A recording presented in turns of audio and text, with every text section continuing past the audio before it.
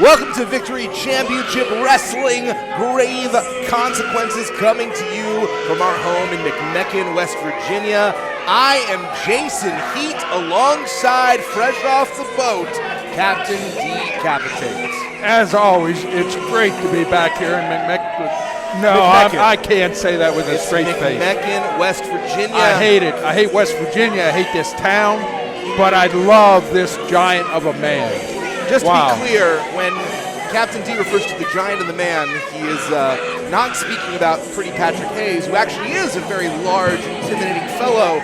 Instead, he is under the same delusions of grandeur that the little leprechaun Jake Ely is under. You call him Little Leprechaun. Yeah, I think he's a real-life leprechaun. What he is. As big as what he is. Man.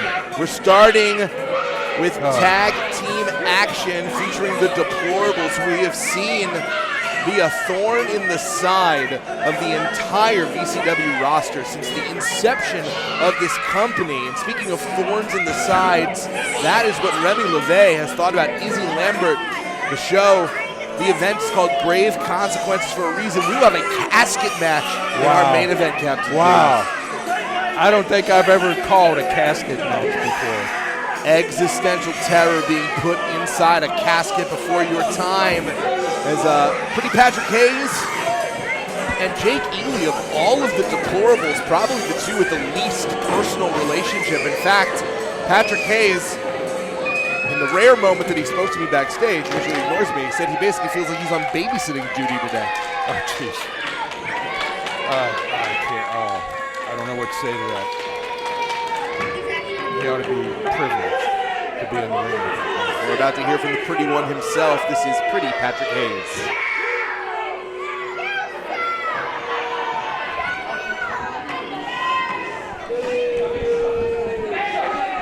We've been doing this all night, West Virginia. You see, the difference is I'm getting paid a lot of money to be here, and you want spender money so we can spend all night talking. Nobody cares. Or we can finally kick Steve Mercer's punk ass tonight.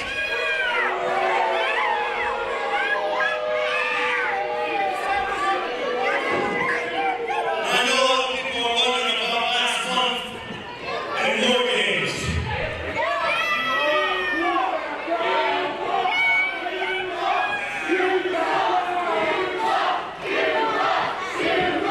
And as for war games, no good day from Aldridge hasn't been seen since.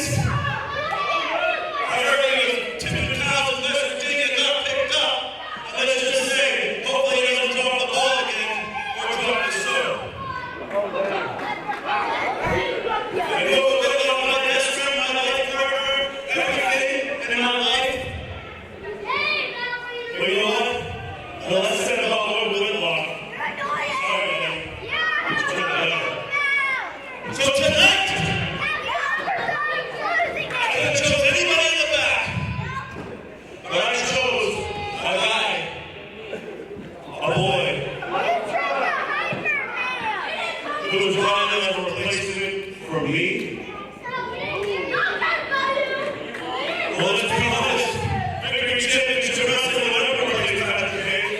The Deplorables might be on our last legs, but Jake, cousin Jake, It's me. my boy, you'll never be as good as Patrick Hayes. Unless, of course, you prove tonight just how damn good you are. Now bring Steve Mercer out. Patrick Hayes has a very unique style. Oh, he's going to prove it. Watch. Watch. Weighing 190 pounds, no mercy, Zeke Mercer.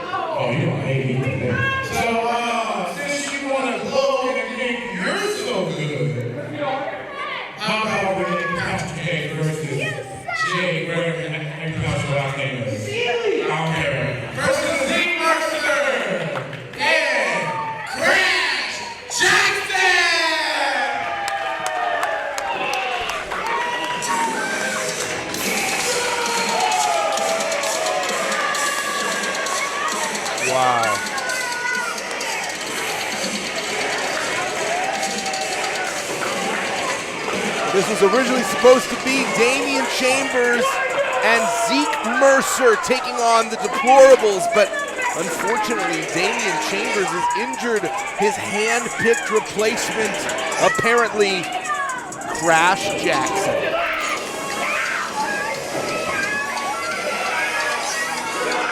We've seen Crash Jackson before. Explosive, powerful, and deceptively athletic. He's a big boy, but they had to bring somebody in to match up to Jake, so they did. That's right, Damian Chambers, the heart and soul of VCW, unfortunately on the shelf. We do hope to see Damian Chambers back soon. Damian putting in a call to another friend of Zeke Mercer's. If you need backup, there is a lot worse you could do than Crash Jackson. We saw earlier that Patrick Hayes has a rather unique style of motivation, kind of cutting Jake Ely down, maybe to build him back up, force Jake Ely to prove himself, but it sounds like there's still a lot of resentment from Patrick Hayes towards Jake Ely for Ely being brought into the Deplorables in the first place. It sure sounds like it, but Jake's going to prove himself tonight. Watch. Jake was a very nepotistic hire. Jake Ely, the cousin of deplorable leaders Wilbur Whitlock, who is not with us this evening, nor is no good Nathan Ulrich. So we heard Patrick Hayes say the Deplorables may be on their last legs, and it's tough to argue. We're only seeing half of the quartet here. Yeah, only half of them's here, so they're not going to have backup. Well, if we can believe that. We have seen the Deplorables lie about everything in their existence. And we've seen them come out when they've said they have not been in the building. So there's no guarantee that no good Nathan Ulrich and Wilbur Whitlock aren't waiting in the wings. Let me look around the crowd here to see if they're sitting in the crowd. We're underway. This is very, very personal for Zeke Mercer.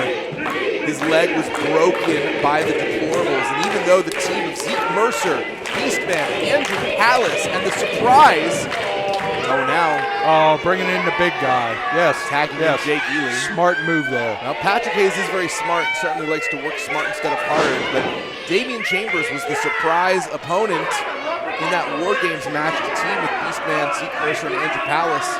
And while that team was victorious, it's not enough for Zeke Mercer, who was on the shelf. His leg was broken for months. The mite that thinks he's a monster, Jake Ely trying to be intimidating and finally picking on someone his own size in Zeke Mercer. Well, he kind of dwarfs Zeke, but yeah, close in size. But I think he wants the big guy. Lock up.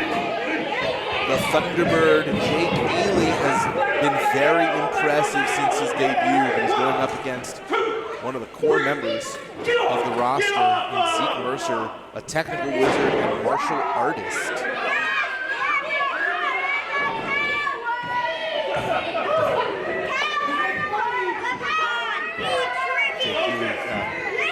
Crying to Patrick Hayes that Crash Jackson is making fun of him. I can't imagine what I would make fun of Jake Ely about.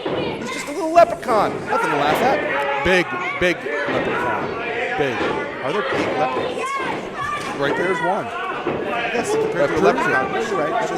He is a large leprechaun. He is a big leprechaun. Zeke Mercer controlling with that headlock, dictating the pace, taking over Jake Ely. I think he pulled his hair. Out of my shoulders now, you dumb wrestling!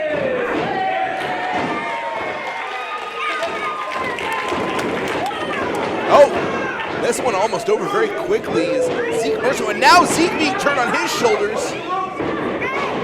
Jake Ely, an impressive wrestler despite his antics. What is it about Jake Ely that has taken you so? You've really taken quite a shining to the young man. Just his size.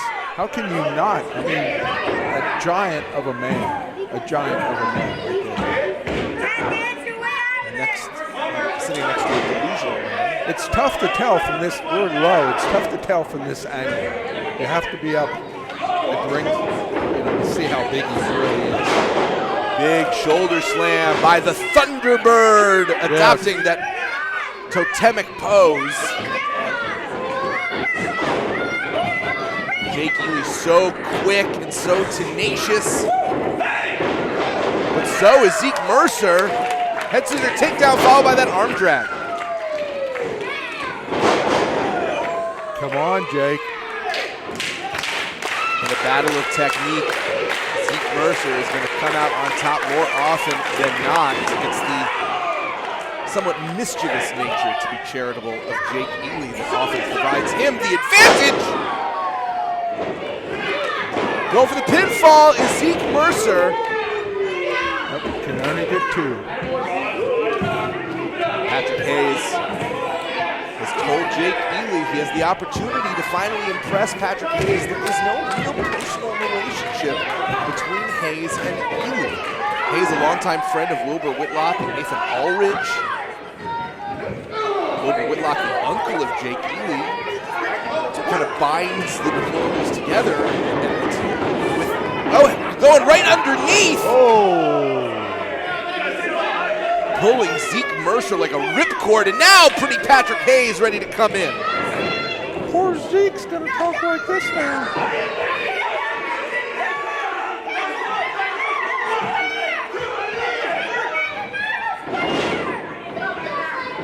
Patrick Hayes really feels like he's been left holding the bag of the deplorables. Zeke sure took a long time getting out of that corner, didn't he? Oh. Big old maple tree just smacking Zeke Mercer across the chest, and now Zeke wants to pay it back. Major power advantage for Patrick Hayes. Here we go. Just a beautiful, beautiful brute is Patrick Hayes. This ought to be good now.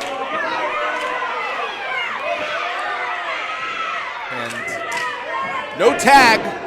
You heard it. You heard the tag. Yeah, I heard it, but I didn't see it, and neither did the referee. Well, but he heard it. That's all he needs to do is hear it. That is what has made the deplorables so effective, their ability to bend, if not break, if not outright, I don't know, make a mockery of the rules here at VCW. 5 count right now. Jake Ely doesn't want to run the risk of being disqualified. You must be loving this. Yes, yes.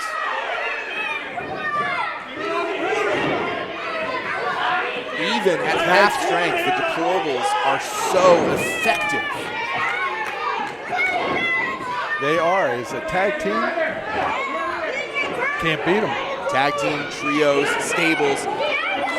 Zeke Mercer and Crash Jackson, this is a very first time teaming up, and Crash Jackson a great replacement in many ways for Damian Chambers, but not usually a team player. Crash Jackson says he went into professional wrestling after being a part of team sports so he could only rely on himself, and now he's helpless watching his teammate being taken advantage.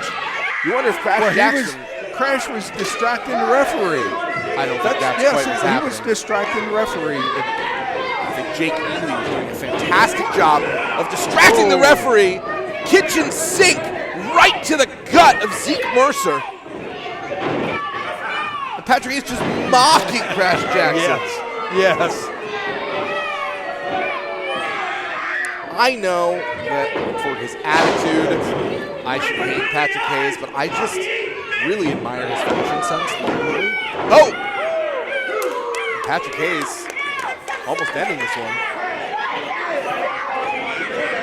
Correct me if I'm wrong, we still haven't seen Crash Jackson even enter this match. I thought he came in for a brief second. Maybe illegally. That would be his MO.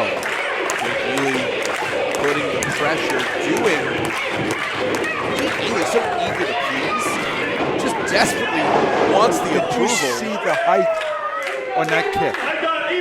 Wow. Shooting the half, far leg. That was a great cover by Jake Ely, who doesn't waste any time. No, his feet are on the ropes. Come on, ref. Keep counting. Gee.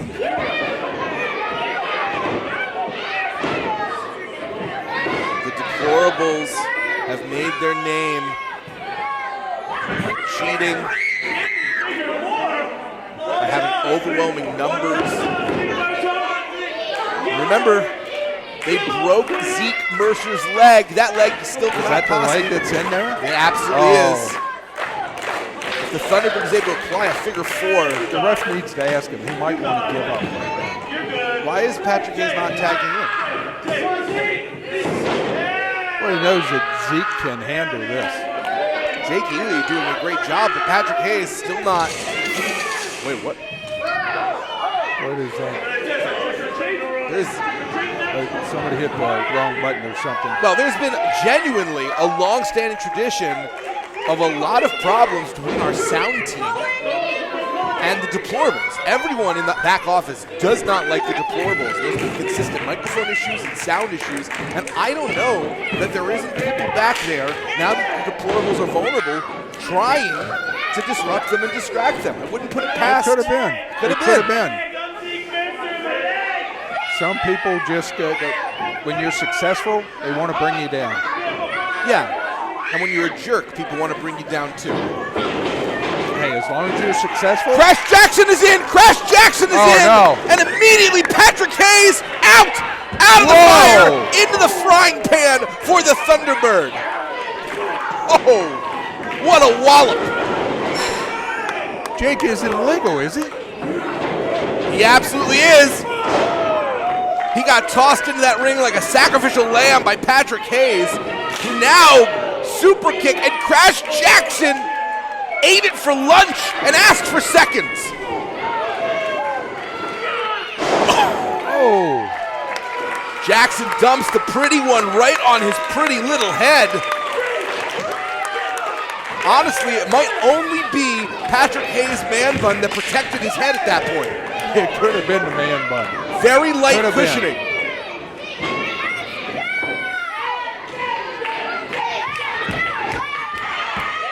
Crash Jackson got knocked into that turnbuckle, and Zeke Mercer has been taking the bread. What? The Thunderbird just rocked Patrick Hayes. It was obviously a miscommunication there. I mean, certainly was. Blame it on Zeke. Patrick look Hayes. at this. Look at this. Patrick Hayes seems to be tired of babysitting. This isn't what Patrick Hayes signed up for. And Jake Ely being left to the wolves.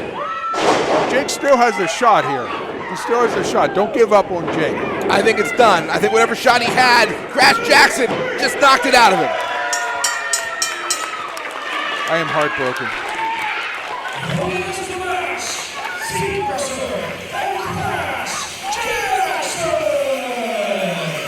Jake Ely and Patrick Hayes wrestled a great match. As much as I don't like their tactics, they were doing a fantastic job dictating the pace and the tone. And then Patrick just chickened out. Well, a major miscalculation by Jake Ely, and despite Zeke Mercer being at the mercy of the deplorables for most of the match, and I gotta wonder, is the deplorables a unit that can possibly be put back together at this point? You know, I have to admit that's the big question now. Can they come back from this? Crash Jackson makes a victorious return to Victory Championship Wrestling. Jake, I'm sorry, buddy. I'm sorry. I'm very excited to see what happens with Crash Jackson going forward. As we hear the music signaling the arrival of the mysterious Christian Noir, known as the writing on the wall or the Bayou Bully. Bayou Billy. Bully. Noir considers himself to be the test in professional wrestling. He makes you face your limits and limitations, and either you pass or you don't. He's intimidating. Even worse when he takes off the mask. Wow.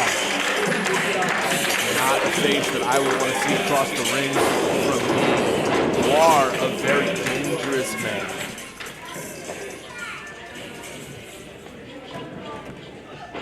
And his opponents,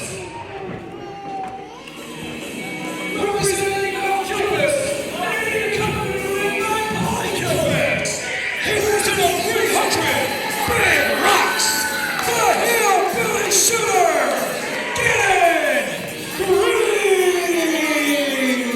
Who's ready for a hug fest? Paulie Kilpis is in the arena. From Mount Kilpis. Representing the tag team of Mount Kilpis, accompanied by his tag team partner in the coveralls, Paulie Kilpis. It is the hillbilly shooter, Gannon Green.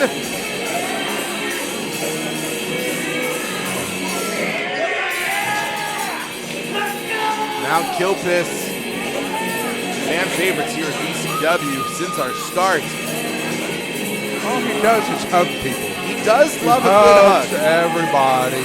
If he comes near me, I am literally throwing you in front of me. No, I don't care. You are going overboard. I like where he comes from, Mount Kilpis, but no, I don't want to hug him. No.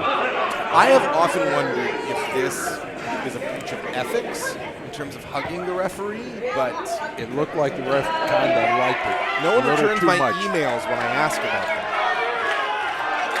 I don't think they have emails in this part of West Virginia. Internet hasn't gotten here yet. That actually explains why no one gets back to me. There you go. And Noir has no interest in a hug. That was a smart move right there. Bullies become bullies because they were not hugged as children, and so the hug is very foreign to the Bayou Bully. He did not grow up with that kind of affection. I don't know. Does not know how to deal with it now. Would later in you life. want to hug him anyhow? I don't want to hug anyone. I have affection issues too. That was good. Oh, come on. He's got a job to do there. Noir choking the life out of Gannon Green. Don't you call him over here. Don't you call him over here. I said I would run. No, I literally would. no, We got a job no, to do, Paulie. no, Paulie, we got a job no, to do. Paulie is no, hugging me. Paulie no, is hugging me. I am No. deeply No. And I will be calling my therapist after the event. Literally lose my paycheck in therapy bills every event. Gannon Green looking to get the winner's share of the purse.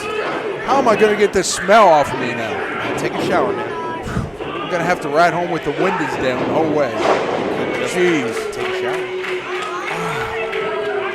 You're in the building. Nope. Oh. Noir continuing the assault. Trying to break the legs of Gannon Green, reduce Gannon's prime advantage, which has his incredible base. Gannon Green, the hillbilly shooter, a legit collegiate athlete with impeccable credentials and the patience of a saint, given that he tags with Paulie Kilpis. That's a man very few things faze. Shooter Gannon Green. I think people have forgotten because this lunatic is running around here still hugging people that there's a match going on. He ought to just sit down. You're right. I very rarely agree with you. Hey. Or support his tag team partner as Gannon Green not able to continue the assault because Noir wisely staying in the ropes where the attacks are not legal. And now, with that spinning toe hold. You know, that was only, I think, the second time you've ever had the intelligence to agree with me.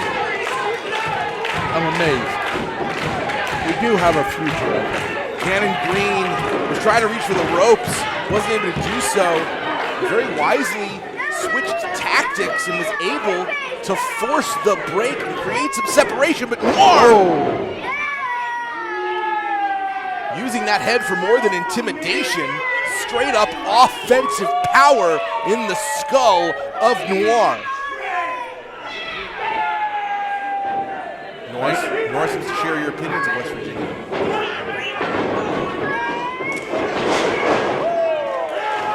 Beautiful shoulder tackle by Gannon Green. It's easy to forget how explosively powerful Gannon Green is. Did you see how far he tossed? I was amazed at that. Beautiful suplex release. No, only two. Only two. Our referee says only two. I said it first before the ref said it. What is this? Is that sound guy messing up again? I'm very confused. Jackhammer applied to Noir, and we're hearing what is this? Some kind of entrance music. Wait a second! Malachi Gage, the Sideshow Psycho, just walloped Gannon Green with that mallet. Dummy here is watching the stage. We all were. And Paulie Kilpis. Ref, turn around. Turn around. 1, 2, 3. Yes. Yes. Noir just stole this. Yes. Yes.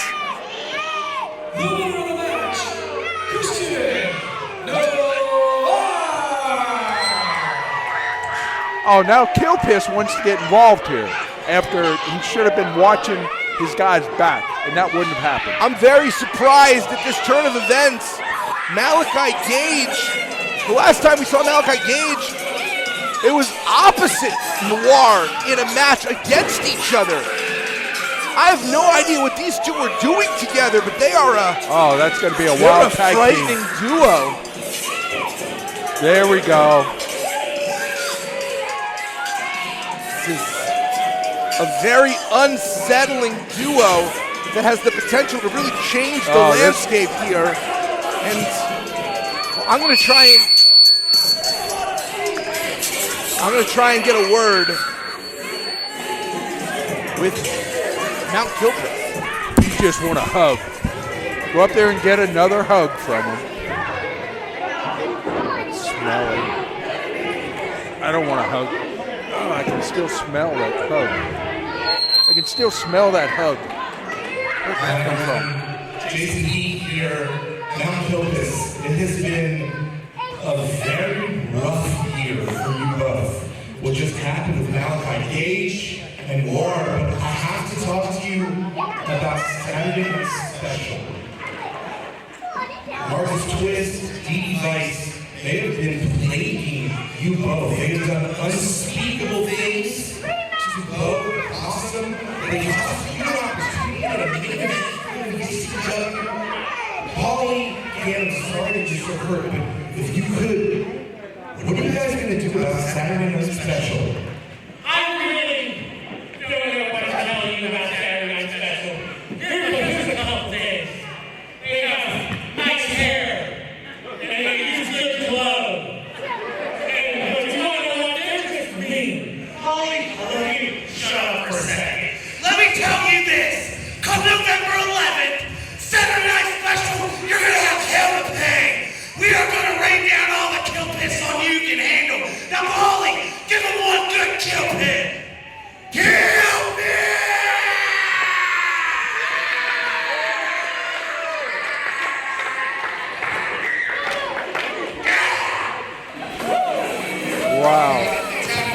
don't think you want kill piss raining down on you.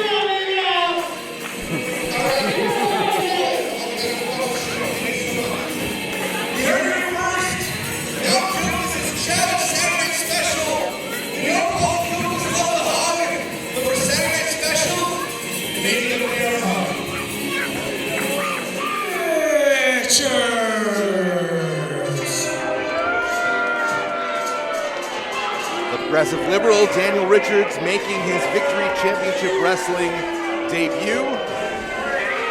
Wow.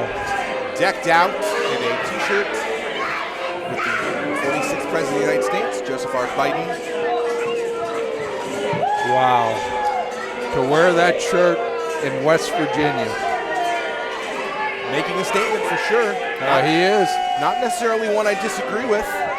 I'm sure you don't. I'm from Washington, D.C. as well. But cowpoke, watch. Yeah, watch this.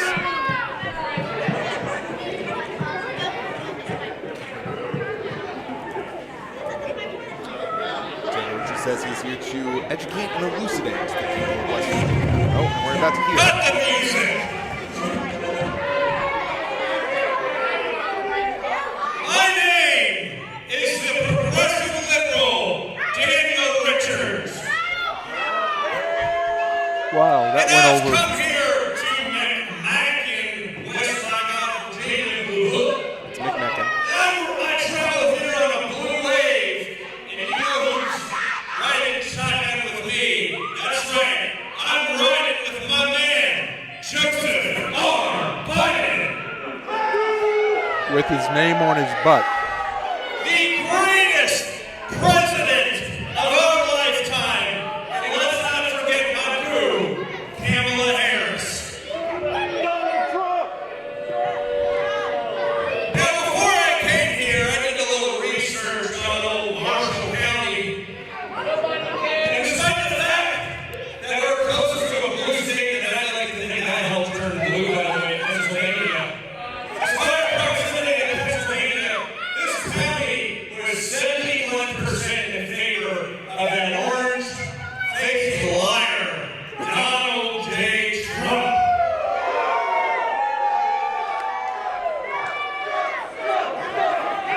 Oh, I hate it here. No touching. That's all I have to say. You guys wilted because you're a bunch of snowflakes, and you will adhere to the liberal agenda of me, the progressive liberal Daniel Richards. And I'm gonna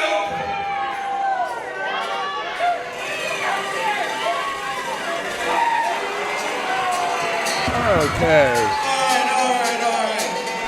All right. Finally.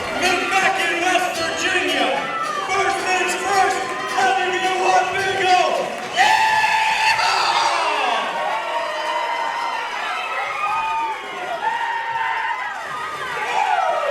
All right.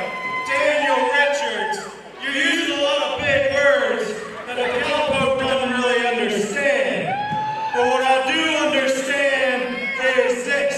You're looking for a little bit of a dust up, and the cowpoke is gonna give it to you. And these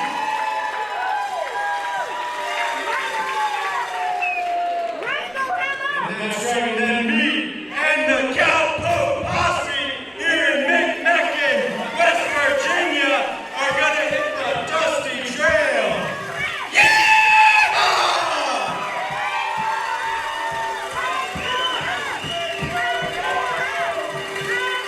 Certainly looks like the Yeehaw Kid, Cowpoke Paul, is answering the challenge of Daniel Richards.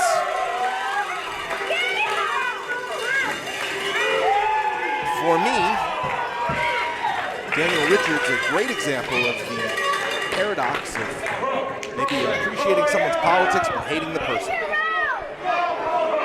I just question, if you idolize somebody, do you put their name on your butt? He's got that name on his butt. I hope I never see the name Captain Decapitate on somebody's posterior. I hope. Cowpoke Paul on genuinely the greatest hot streak I've ever seen. See? He is undefeated here in VCW. Cowpoke Paul won a battle royal to become an official member of the roster, contracted, full salary, the whole deal. Defeated the Beast Man in the upset of the century. And then a triple threat against Noir and Gage. We now see in that loss somehow found themselves aligned as Cowpoke Paul continues his attempt to prospect for gold.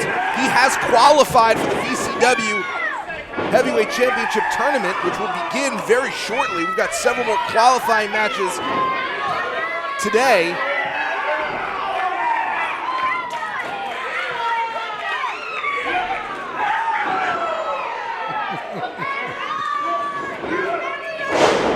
Daniel Richards with a big size advantage and an experience advantage. Daniel Richards coming to us from Washington, D.C. Cowpoke Paul making his way from Dry Rock, Wyoming. That's easy for you to say. It actually wasn't. Cowpoke Paul rolling up the progressive liberal. Do you say Washington or Washington? I say D.C. Okay. The progressive liberal has said he is already great. Certainly does not need to be made great again.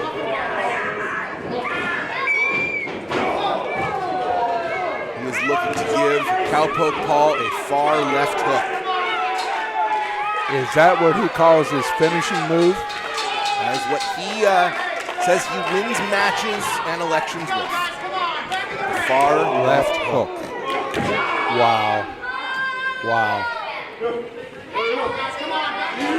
Now, oh! Absolutely ugly landing as Cowpoke's Paul foot got caught in that grating. That did look bad. That could be a debilitating injury for one of the hottest young prospects here in VCW. Our referee checking on him with the leg drop. Dropped. In almost any other circumstance, I'd have to consider, wait, the liberal going for the victory. And he lost again.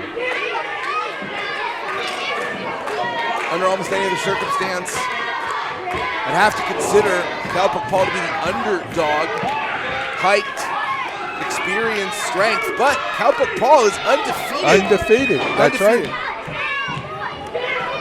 Can't count the Cowpoke out. He certainly won over this Cowpoke posse here in McMecken, West Virginia. You know, I usually have to go with the badder guys, but I got to back Cowpoke in this one, man. Just got to. Undefeated?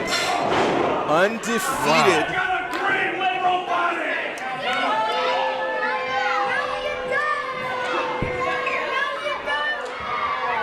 Daniel Richards thinks very highly of himself in a way that may not be reflective of reality. Certainly not from the crowd response.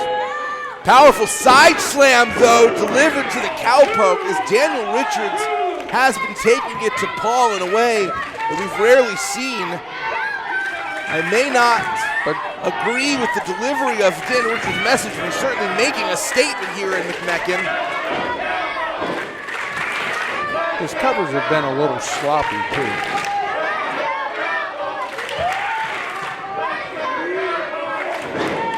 Cowpoke Paul fighting out. Got to fight out from underneath. Whoa. Roll up and stacking. Richards looking to hit the Cowpoke with that blue wave. And the wave lands, but the Cowpoke able to get the shoulder up. The blue ribbon wrestler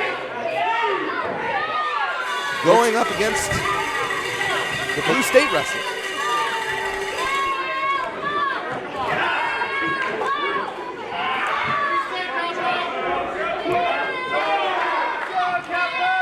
Now Daniel Richards looking to choke the life out of the Old West.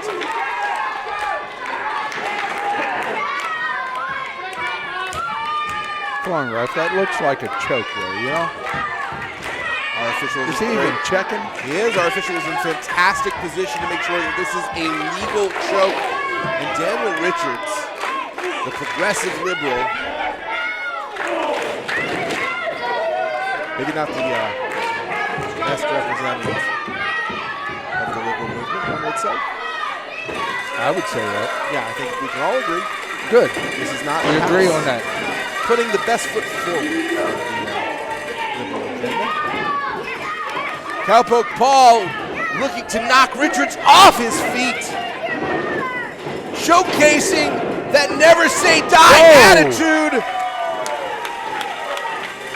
that has made Paul such a power player here in VCW, and the Yeehaw Kid is ready to ride.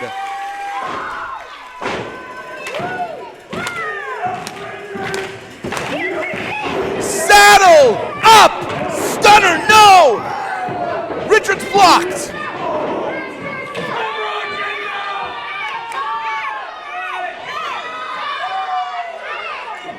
Daniel Richards looking to hit Cowpoke Paul with the liberal agenda.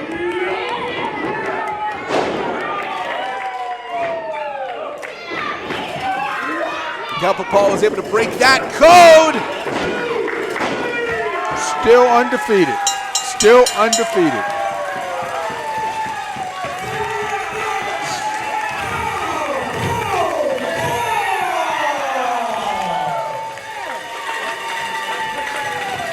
I mean, he brought it up. Can I say that the liberal agenda got defeated? You can say that Daniel Richards got defeated. But Daniel Richards did. The progressive liberal lost this particular match. The West was won by Cowpoke Paul, and so was West Virginia. And Cowpoke Paul continues the hot streak of the century. And next, Paul's going to try and go for that VCW Heavyweight Championship. And, you know, Cowpoke Paul said he was having some trouble with some of the words that he heard earlier today. I think I'm going to go see him after the show and help him, maybe tutor him a little bit. I want him to brush up on his vocabulary. I believe in Cowpoke Paul. Daniel Richards. Not successful today. They have to. I think this match is perfectly fair.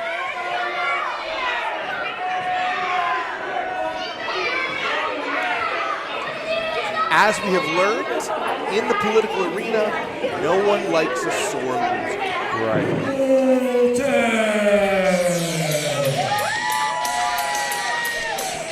The monster that makes every man an underdog, Fulton, is coming for gold.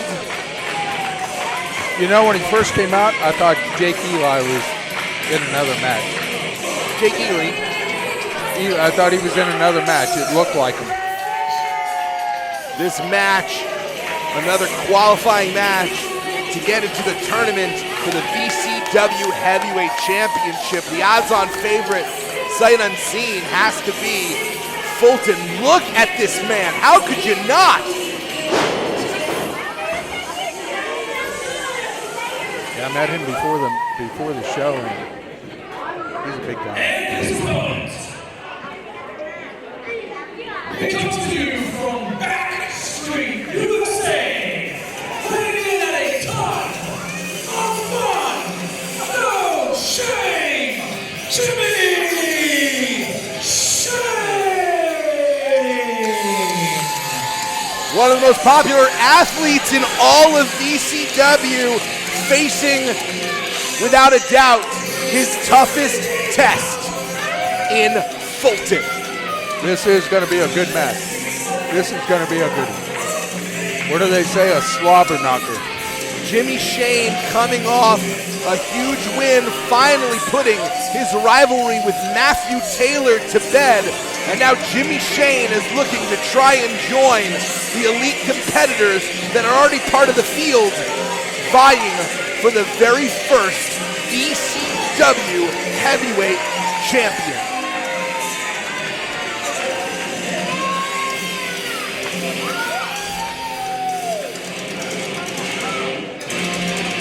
He is the hits that just don't miss, the wiggling hips that picks up chicks. The man who's got no shame in that, Jimmy Shane.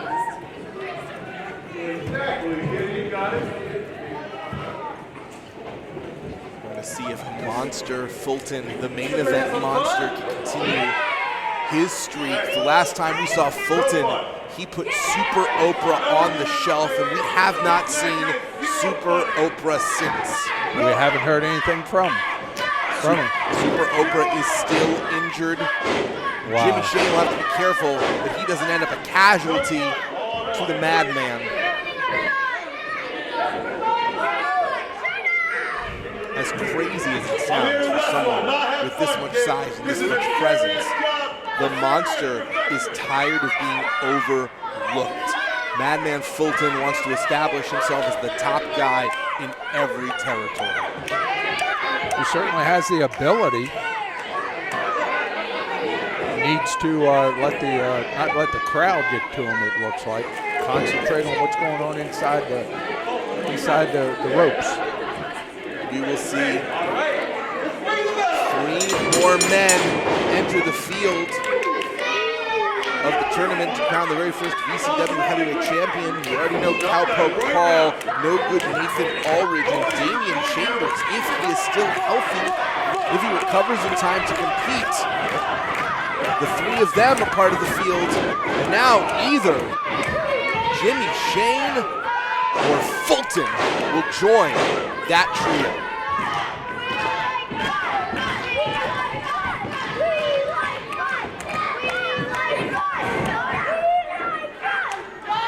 Jimmy Shane likes to call himself the bully beater, and there is no bigger bully literally or figuratively than Fulton. I agree on that. Oh, Fulton's a beast.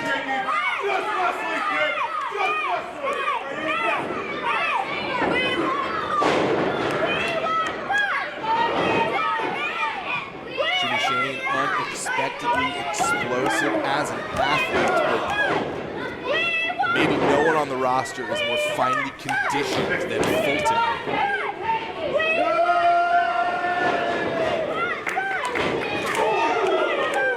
Fulton's given God's gifts when it comes to genetics and hasn't rested on those laurels.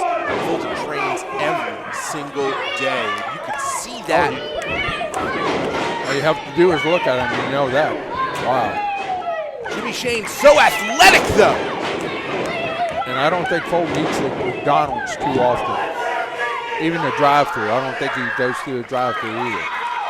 I don't know that the calorie count changes if you go through the drive-thru or sit inside the restaurant. It does, because you don't have to get out of the car. You at least walk in so you burn some calories there. You agree with me for a third time? I am having trouble fighting the logic, but I want to. But you can. Jimmy Shane being introduced to the apron. The second hardest part of the ring. The hardest part is that steel post that keeps it together. And now Shane rocking and rolling on Fulton. And turnabout is fair play, wouldn't you say? That's right. And Fulton just found another hard part of the ring, is the apron. Jimmy Shane preaches a philosophy of radical positivity and aggressive acceptance. Oh! And this may have been the moment Jimmy Shane needed. Everything could have changed, because even for a monster, when steel meets skull, steel is going to win. I think Fulton might have lost a tooth or so. He has teeth, buddy. I just saw some teeth. An entire mouthful. Well, he might not now. He's certainly not smiling, though. The toughness of Fulton, like a diner steak that's been left out to dry. He just got his head whacked into that apron and was still able to catch Jimmy Shane over 250 pounds in midair.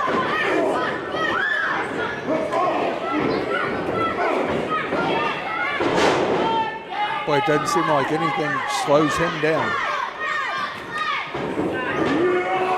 Shane's in trouble. Madman Fulton able to eat punishment the way you or I might eat breakfast.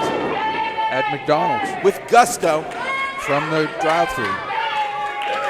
As Fulton seems to think he already has this one in the bag. Being that nonchalant just might have cost him the match right there. Shane is used to people underestimating him. Shane has made a career of surprising people who may make assumptions about his athleticism because of his attitude, because of his look. But Jimmy Shane is an athlete through and through. Yes, he is. And you know what happens when you assume something. You have a good chance of being wrong.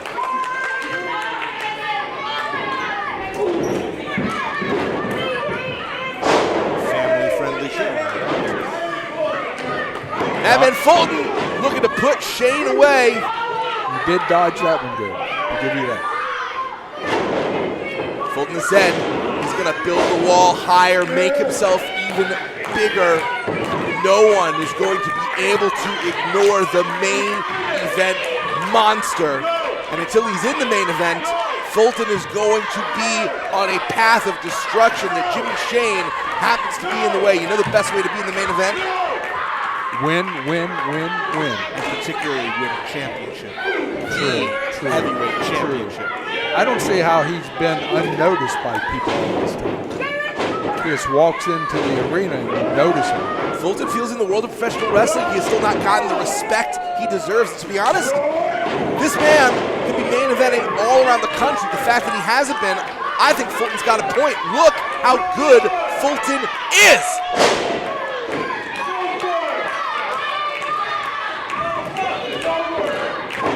Back cover on Jimmy Shane, and if anything has been maybe a hole, a flaw in the game of Fulton, it has been the covers. Fulton just not treating Shane with the respect of putting full body weight on. And I don't know if that's mind games or disrespect or just honestly hubris. The covers and paying too much attention to the crowds. You know, you're in there to do a job. Do it. The question is, can Shane take advantage of some of these very small mistakes that Fulton may be making? Because it's going to be a moment that will make the difference for Jimmy Shane in this match. I think it's an uphill battle for Jimmy, but he's got the talent. And just being wrenched into the ring by the locks, and now we see the hits that just don't miss. But they can be blocked, apparently. Going for that choke slam, and instead, Jimmy Shane! Wow. Uranagi slam! Running knee, and Jimmy Shane's gonna go on to the field! No! Oh, that was so close. Come on, Fulton. Close only counts and horseshoes and hand grenades. This is professional wrestling. You got to get to 3 by hook or by crook, and you know a lot about being a crook, Captain D. I also know a lot about hooks. It's true. This is your best profession. Did you just call me a crook? If the hook fits. Yeah. And Jimmy Shane setting Fulton up for a big splash. That is a big man to come down on you. Fulton better move. The pressure on the chest, expelling all that air. That's the energy you would need to kick out. Instead, Fulton caught Jimmy Shane. The monster going for the slam again. And Shane has it scouted. Snake eyes. Wow. Jimmy Shane wrestling a great match right now, and somehow, someway, Fulton still kicks out. Wow. The fear has finally started to emerge in Shane's eyes. We've seen Jimmy Shane bust out so many moves from the arsenal. How much can he possibly have left in the tank? We might just see why Fulton isn't taken seriously anymore. I didn't say Fulton's not taken seriously anywhere. Fulton is taken deadly seriously. He just wants to be taken as the top guy in every territory. Then he's going to have to pull this out. Fulton tactically moving the ref in. Now finally hits the choke slam. This one's over.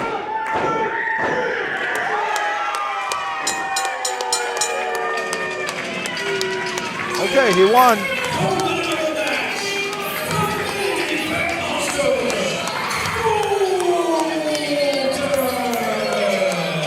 Cowpoke Paul, Nathan Ulrich, Damian Chambers, and now Fulton. What an incredible field set to vie for the very first VCW Heavyweight Championship. But man, that guy, that's got to be the favorite. He's got to be. He's got to be. Everything that you are looking for in a professional wrestler. The size, the strength, the attitude. You know, used a questionable tactic to win, but that's fine with me. That was definitely a bending of the rules rather than a breaking. Yeah, it was. That was. And Madman Fulton continues his reign of destruction across McMecken, West Virginia. Across the whole town of McMecken.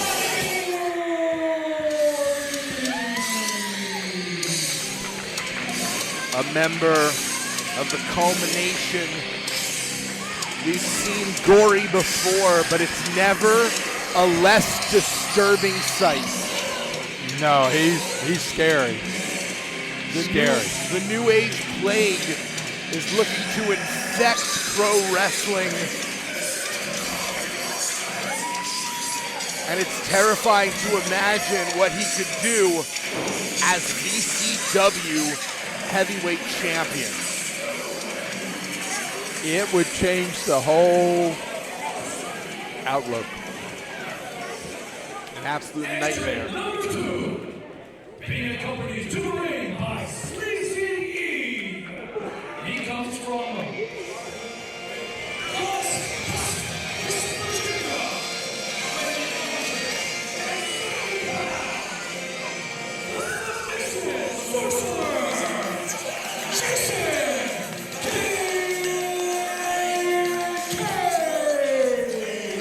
one of my absolute favorites, Jason Kincaid, Jason Gory. As long as a Jason wins this match, I'm pretty sure good old Jason Heat will be happy. Yeah. Sorry, Benny Conley.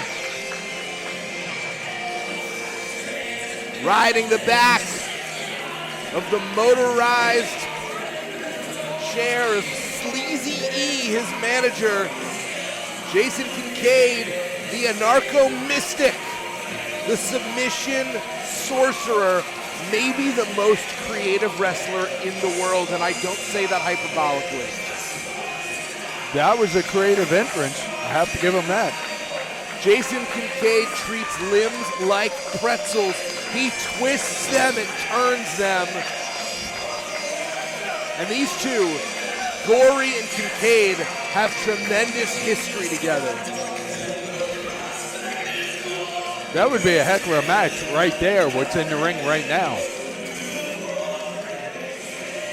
But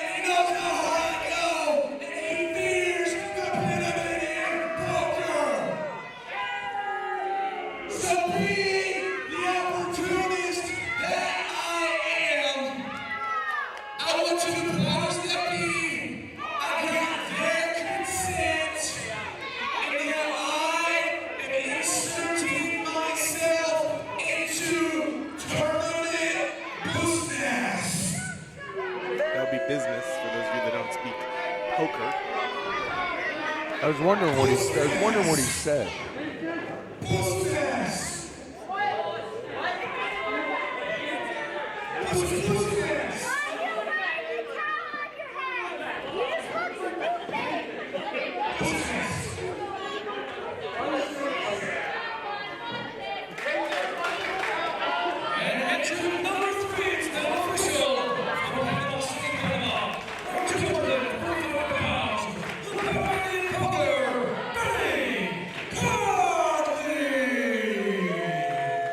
The most dangerous two fingers in all the land belong to the Panamanian poker, Benny Conley, the master of the eye poke.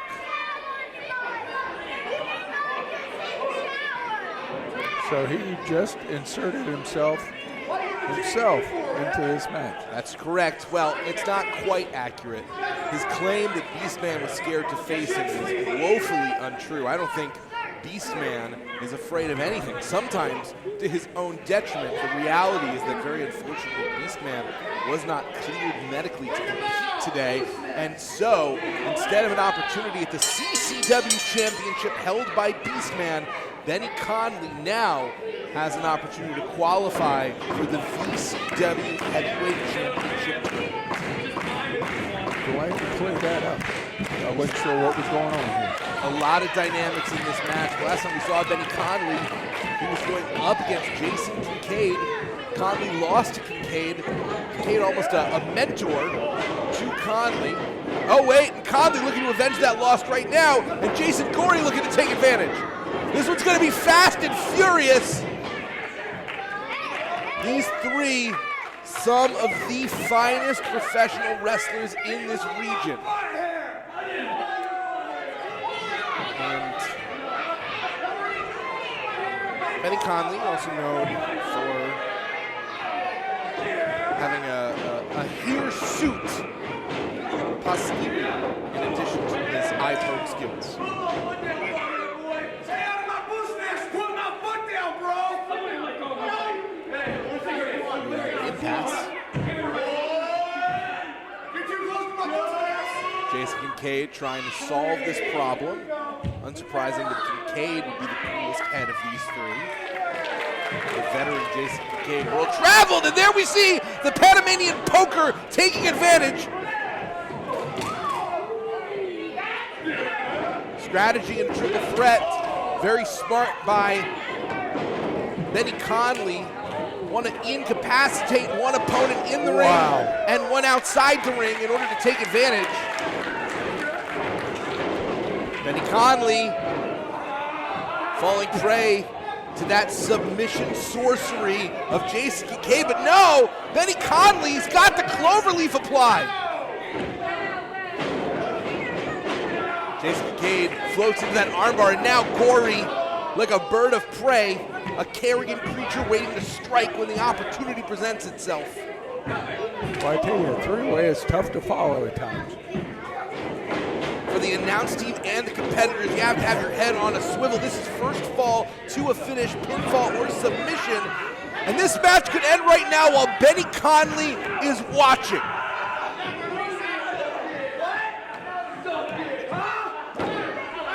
And Jason Kincaid giving Benny Conley an invitation that I think Conley will politely or impolitely decline.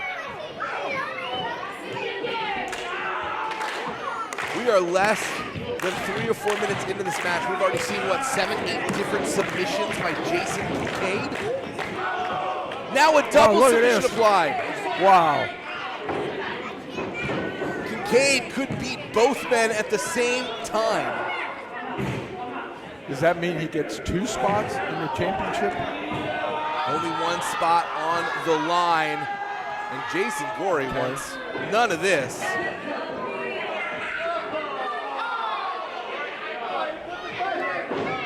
Looked like an eye poke there. While Gory and Kincaid know each other very well, this is actually the very first time that Benny Conley and Jason and Gory have been in the ring at the same time. Oh my gosh! Twisting senton by Conley. Wow.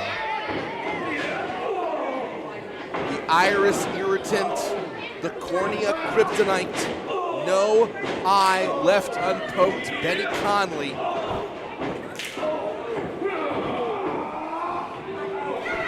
Right now, Conley doing a fantastic job using his size to his advantage. And now the two Jasons working together as one eye poke deserves another. No eye left unpoked. No eye left unpoked. Sound strategy. If you can't see, you can't dodge. Now Benny Conley on the outside, leaving this between longtime rivals Gory and Kincaid. Two men with a sort of supernatural presence. Gory, certainly a practitioner of the dark side. Jason Kincaid, maybe a more complicated view of the supernatural realm. And Gory looking to infect VCW.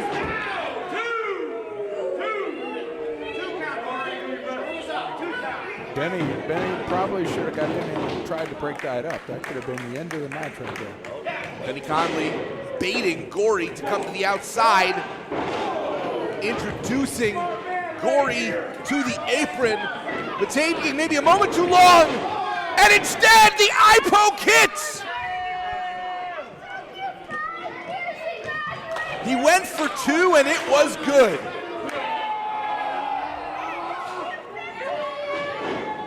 Now the big man is gonna fly, and instead, no, double eye poke. No one can see him because they're blinded.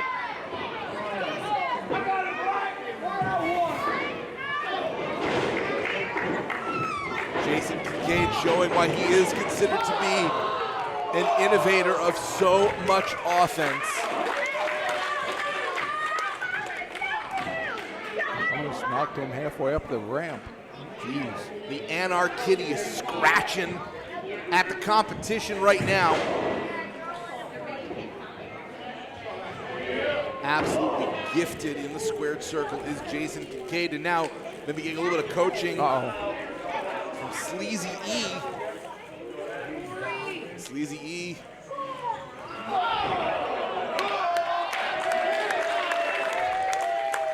There are no disqualifications in this triple threat match. If you were wondering why a man could roll over the competition with a wheelchair, it is because everything is legal.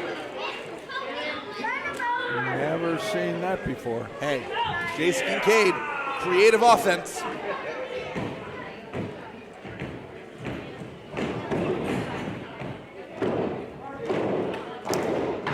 Kincaid definitely has the advantage right now. Thanks to a wheelchair. Kincaid looking to summon some energy from this crowd. Double blockbuster from a knee position on the top rope. What can this man not do? Kincaid's moving on. No. Well, there's another one there. No. Oh, wow.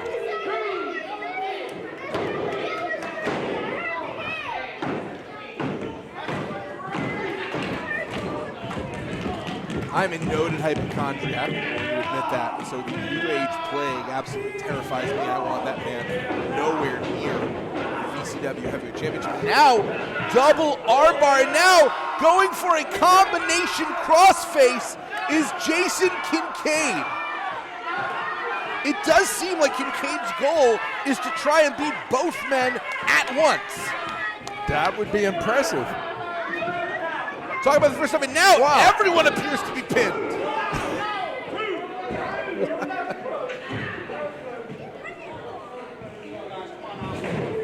Like a jigsaw puzzle wrapped in an enigma. There's a lot of personal animosity between Benny Conley and Jason Kincaid. We've seen Kincaid beat Conley here in the VCW ring before. Kincaid offered his hand to his apprentice, as Kincaid called it, and Conley buffed it. I don't know where those nails have been. I don't trust that they've been washed. They definitely have some skin under them, I guarantee you. New Age played 1/3 of the culmination. We will see another member of the culmination tonight in our main event as Remy LeVay takes on longtime rival Izzy Lambert in a casket match. You know that LeVay received some coaching. Oh! It's like the diamond cutter. The eye poke can come out of anywhere. You will never see it coming. And you won't see what comes after it either because you're blind. Conley going for the win!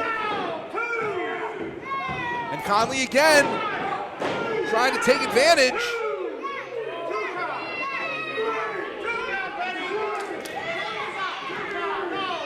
The Panamanian poker has earned that honorific for sure.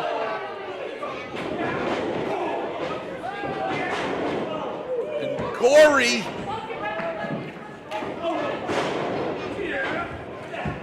looking to rally here. We haven't seen as much from the New Age Plague. Maybe Gory has been biding his time, looking for the opportunity to strike. Oh. Conley's in danger. Broke it up. All three men are down. It's tough to get a 3 count in a 3-way match with that extra guy out there. Everything in a multi-man match is about timing.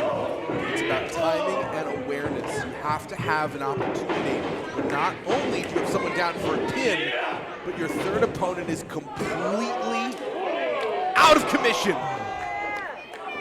They have broken Gory's neck. And only for the want of a poker is Jason Kincaid not moving forward. Now Benny Conley!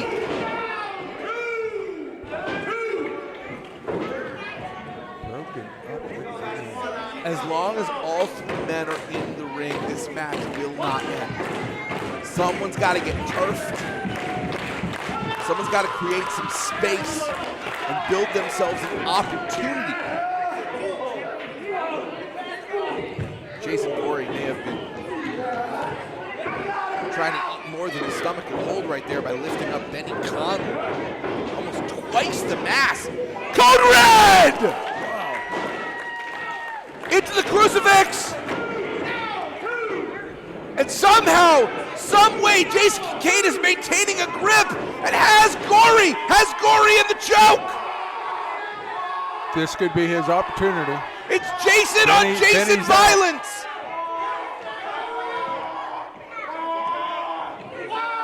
If this hand drops 3 times, we're done! That's it. Wow.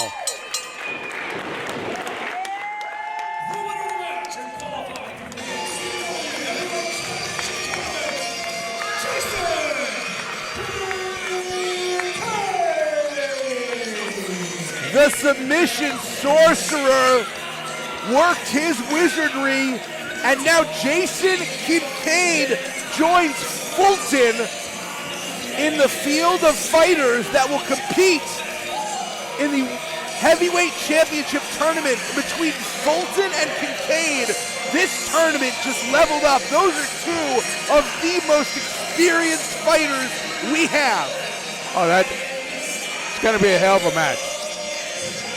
Jason Kincaid consoling his longtime rival, Gory, while Conley looks morose and irate on the outside. A forlorn poker watching as Jason Gory is being offered the same hand of respect Kincaid once offered Conley.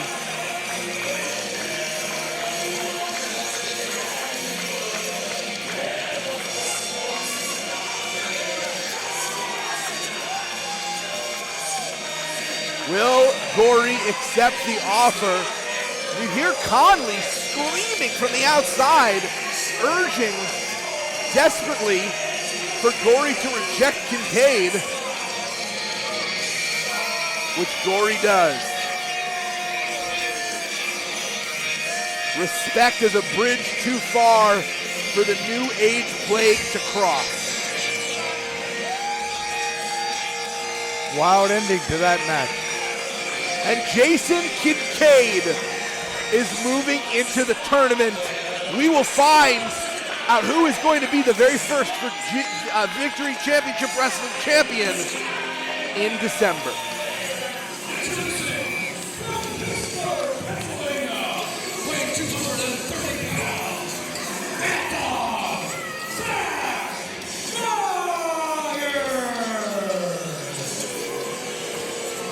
He started out as a mad dog,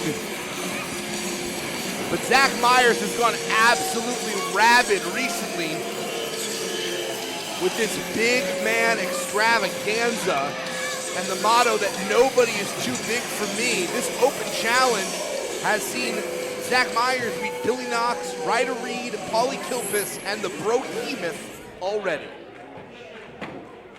That is this challenge to any big man in the champion. Mr. Nicholas, spell the opponent. Yes, from Charlottesville, Ohio, weighing in at 320 pounds, Sean Resnick.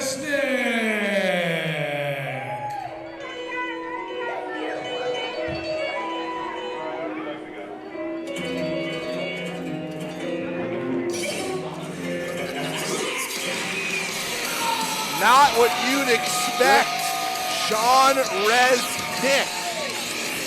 The ass kicker has arrived. Well, he got himself a big man this time, didn't he? Zach Myers is a man with a complex. And it's led Myers to be on a collision course with as many big men in professional wrestling as he can find, and very few are as big as Sean Resnick.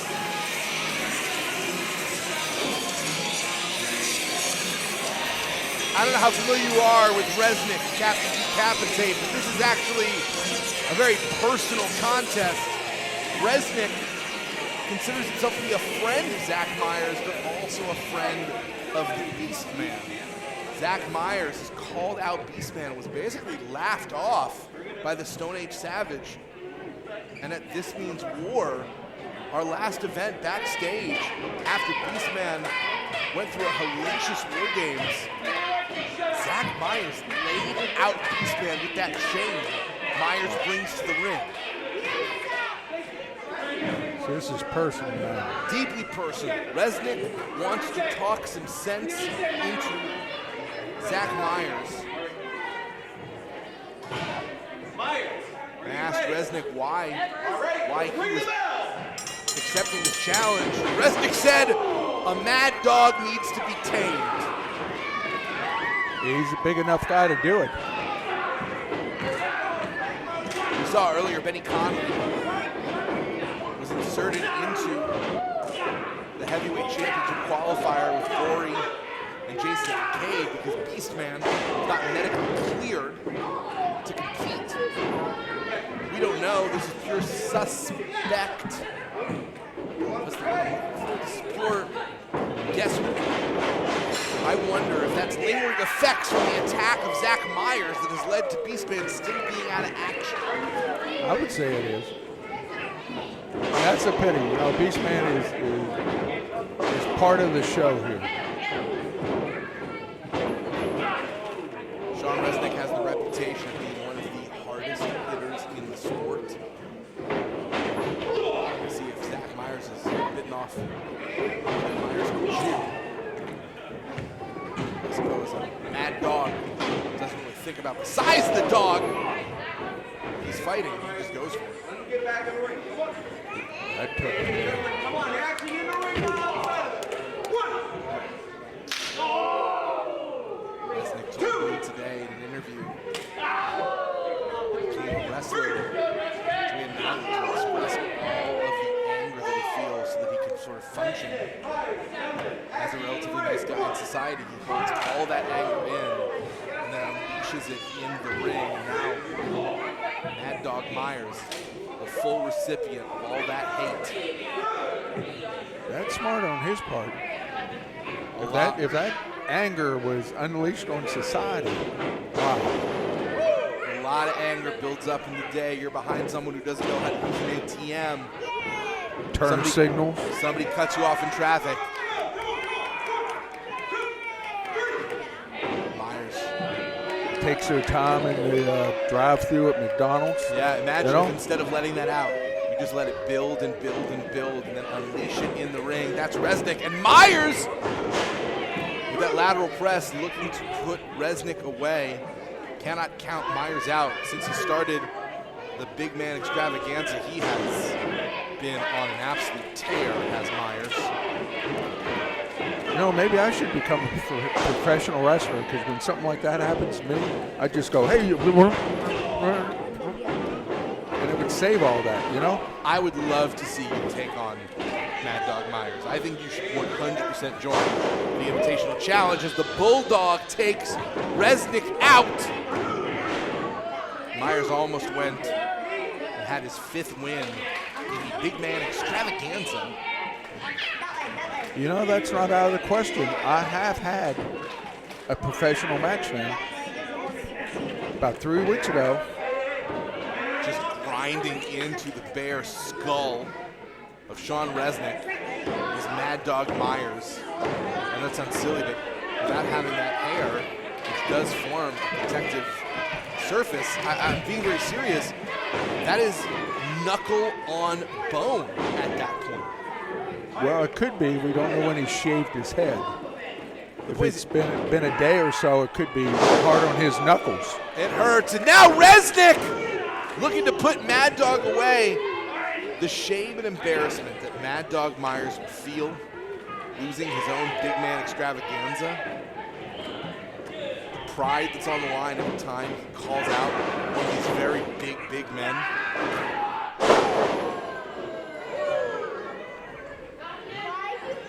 Mad Dog buying himself a second. And now, an attempt. Resnick already not moving quite as quickly, though. A lot of damage has been done in a very short time. It's been a bit of a demolition derby. That's the problem with big men. You get them worn down, and they're not on their feet. They don't have the mobility. Do a lot more damage per strike than some of our lighter and leaner wrestlers. Mad Dog Myers taking the moment to regroup. Strategy so essential in professional wrestling, the ability to redirect, find the holes in your opponent's game.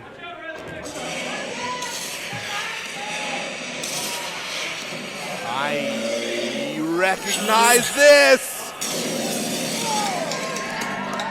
He may not be cleared to compete, but that has never stopped a beast man from answering a challenge, and Resnick just rolled up Mad Dog Myers. The winner of the match, Sean Resnick! Zach Myers just lost his own big man extravaganza. Looks like he's got the beast man attention, and the beast man has his.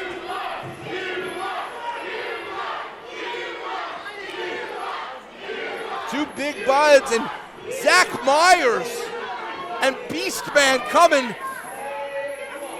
It is only a matter of time before these two go to blows in the ring, not backstage, not a sucker punch.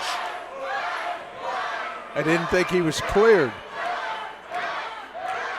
If I've learned one thing about Beastman, he does what he wants, when he wants, doctors be damned.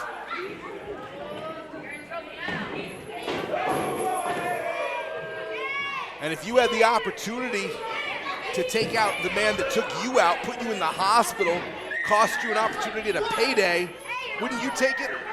I would. But I just wonder, did Beastman lose all his strength when he cut his hair like Samson? I don't think it quite works like that for the Stone Age Savage.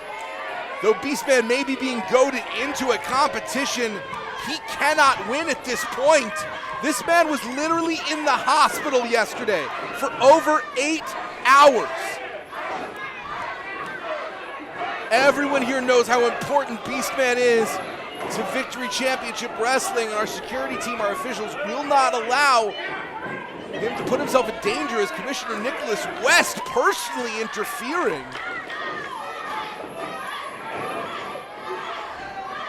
If you wondered if Beastman had lost his strength, he is holding and pushing through 8, 9 men.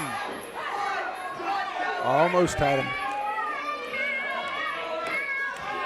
Mad Dog might be mad, but he's not stupid.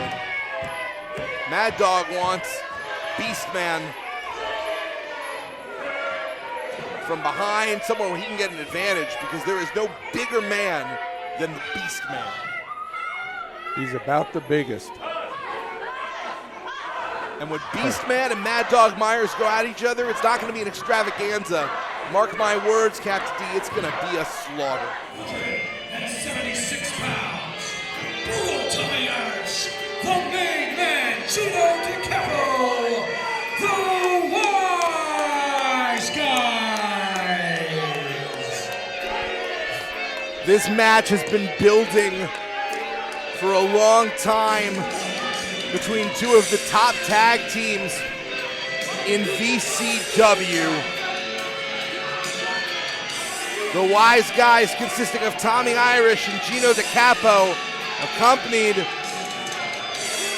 by the evil genius of professional wrestling, Ripper Blackheart. And they, and I'm choking up as I say this, and I mean it, they may have killed Rad Rex. They are two tough guys, man. The last time we saw Tommy Irish and Ripper Blackheart had impersonated Rad Rex, and we still don't know what happened to the real Rad Rex. It might be rest in peace. And their opponents, wrestling out of Coolsville, USA, at a combined of 5,100 ounces of bad energy drink. Oh, man, those guys. Jake Wiley, the Red Boy. They're not waiting for a second. Their dinosaur may be sleeping with the fishes because of these bozos. So the Rad Boys are going hard and they're going fast, and I don't care about impartiality. I'm with them. And I'm not. I don't like those two guys. The Cowabunga kids have the guts. These Double Dare devils know how to fly.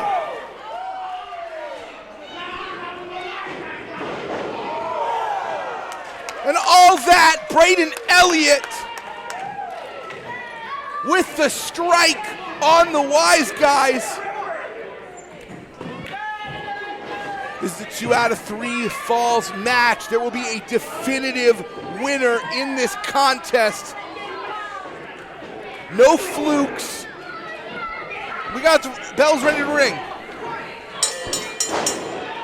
We are officially started now, as we see Tommy Irish interrupting that pinfall right now in the ring. It's banging Jake Wiley as we see Braden Elliott chasing Ripper Blackheart all the way around the ring. You know, I don't like these guys because I'm allergic to turtles. I don't like turtles. Big suplex by Tommy Irish. It was Tommy Irish and Ripper Blackheart that were the reason that the Rad Boys lost to Saturday Night Special at This Means War. Came out, it seemed like Tommy Irish was threatening the Rad Boys mascot, their friend, maybe their pet, their partner, Rad Rex the dinosaur, but instead it was Ripper Blackheart impersonating that dinosaur. And now the Wise Guys are trying to finish what they started. They've already eliminated Rad Rex, and now they're trying to take out both members of the Rad Boys. I'm very verklempt. At least we don't have to see that silly dinosaur anymore. There's no place in professional wrestling for a dinosaur. There's more of a place in professional wrestling for a dinosaur than a pirate any day. Oh. I resemble that remark. Banging Jake Wiley at a size disadvantage against the boss, Gino DiCapo. The price for failure in the family is steep. If the Wise Guys do not win this match and they go back to their superiors reporting a failure, it could be the Wise Guys that sleep with the fishes. They are always in a very no-lose situation. I'm confident they're going to win. They're guided by their consigliere, Ripper Blackheart, who has certainly proven to be worth whatever money out of the protection share he gets. It's funny you came up with that name. I worked with a concierge last night. Okay. And Braden Elliott making his way into the ring, but the referee did not see the tag. That's right, ref. Come on. If you don't see the tag, get him out of there. The Wise Guys doing there. Now you don't have to worry about a tag. A very good job of controlling the referee's attention. 3D. And Jake Wiley just took the first fall. The winner of the first fall, the Wise Guys. There's supposed to be a 30-second rest period. This is absolutely illegal contact. The match has not started up again. And a referee needs to get in there and stop this physicality. That's how they rest. You can't let the muscles tighten up. You got to keep moving. They're trying to make the Rad Boys rest in peace.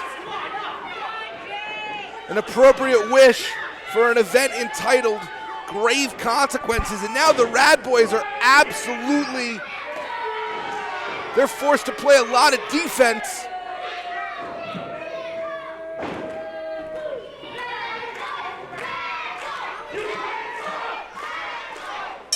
And our second period has started.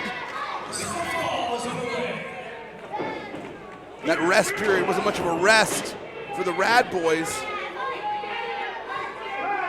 They're professional athletes. They ought to be able to go without a 30-second rest. Come on. As the double Daredevils are going to have to try and score 2 wins in a row. I guess Turtles do need a rest every day. They're kind of slow. Very inspired by the 90s are the Rad Boys, including the Teenage Mutant Ninja Turtles.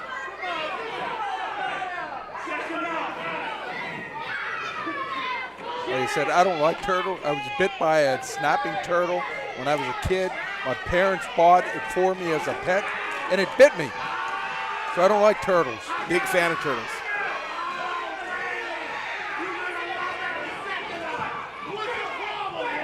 Gino DiCapo got a free shot and a half. And don't put a tie around our referee. That is a unsubtle intimidation.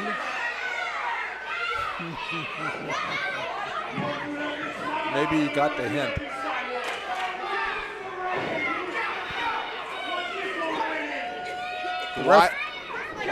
The ref looks like he could be part of that group.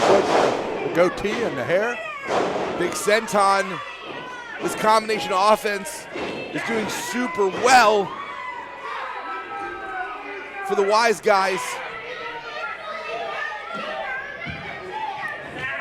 The Rad Boys are at such a disadvantage.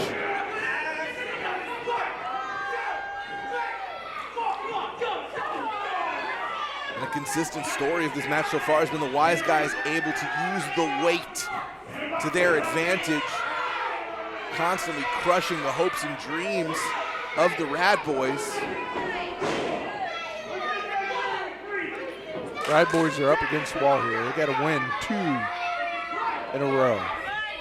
A very, very tall task to ask at this point, as Jake Wiley has just been taking it in the corner since this period began. We may well see the Wise Guys take this 2-0. After the heavyweight championship tournament concludes, we are looking at introducing tag team titles as well. Gotta imagine the winner of this match is gonna have a prime spot to fight for those belts. Both these teams want it, as all that Braden Elliott, the freshest man in the ring.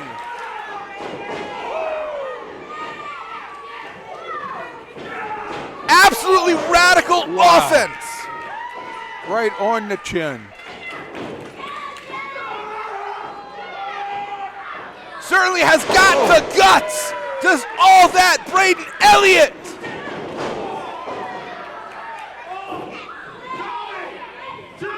Using the Wise Guys mass to their advantage now are the Rad Boys. Wiley rolling the capo out of the ring. Well, Elliott able to slip from the grasp. And Tommy Irish just got rolled up. Okay, 1-1. There's supposed to be a 30-second break as things are tied up now, 1-1. No one can score a pinfall or a submission at this point, so this is just free violence. Well, he is resting. Look, he's laying on the mat. He's resting.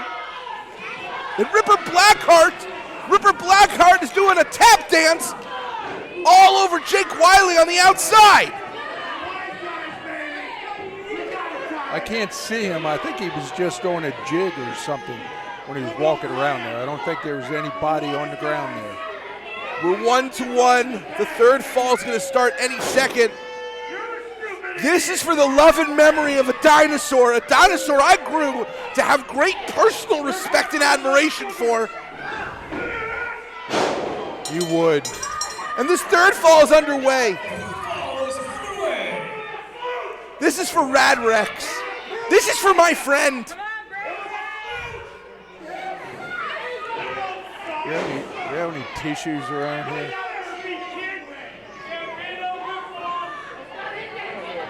He's a good dinosaur, and I miss him.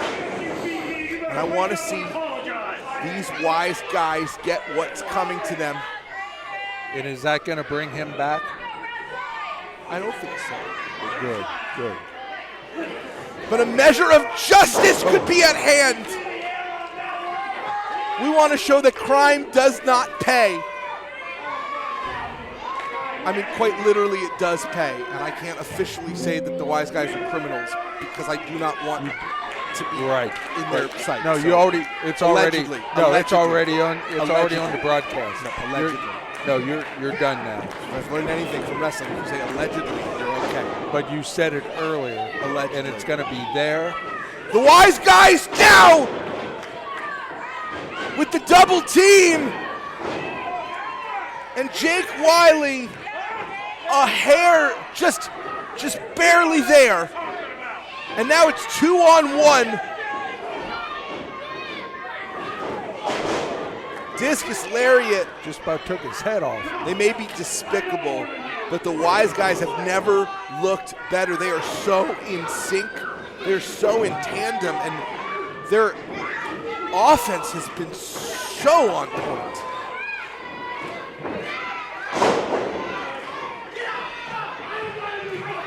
The Wise Guys started in VCW good, but they're great now. They are a great tag team. And despicable people who just pushed the referee. I think the ref slipped. You cannot threaten our officials. Even the Wise Guys are not immune from consequences. This cannot be the case. Oh! Did you see he walked right into his fist? Absolutely uncalled for. And I believe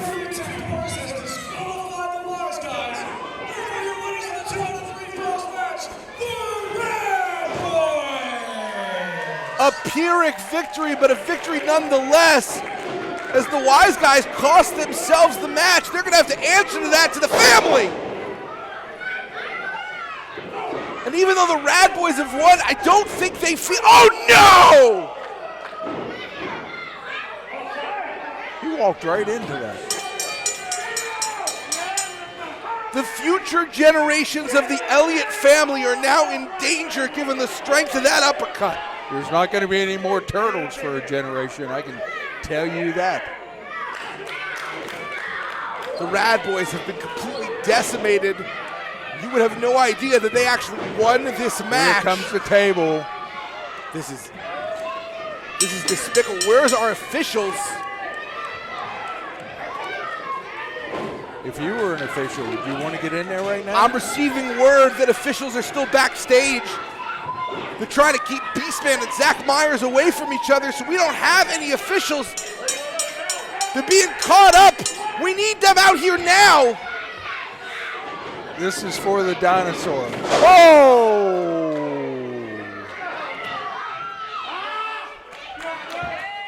Bang and Jake Wiley just went through the table. The wise guys are taking advantage of all the chaos happening here at VCW. They just absolutely destroyed the spines of the Rad Boys. Finally. And what's that ref gonna do? What's he gonna do? He's gonna end up just like the other ref. Some kind of order has to be established here. Ripper Blackheart, you are scum.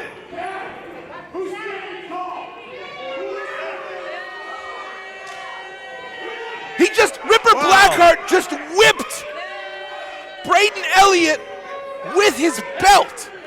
He was just checking to make sure he was okay. If he responded from the whip, then he's okay. The wise guys have stooped to threatening children. What kind of professional wrestler attacks a child?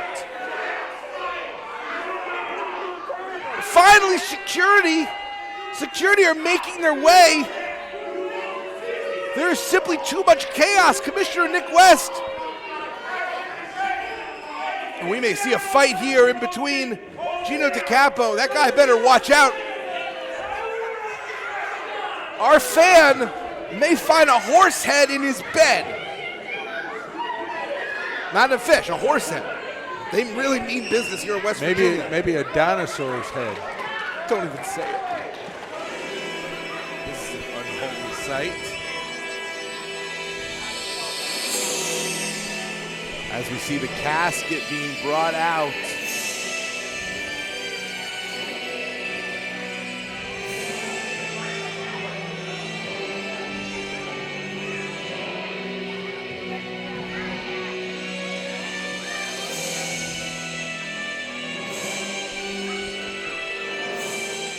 Is the Undertaker here?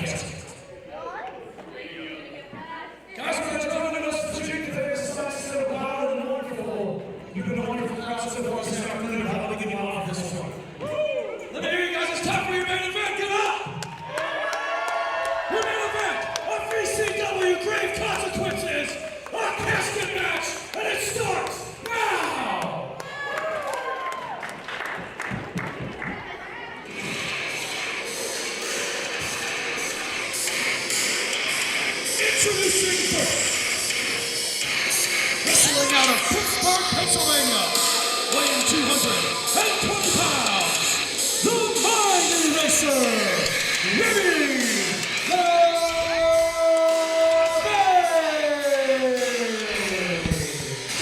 Very appropriate for an event named Grave Consequences. A casket match for your main event and the culmination of a bitter rivalry that started almost a year ago at our very first event. Victory is ours. Looks like he may be familiar with caskets too.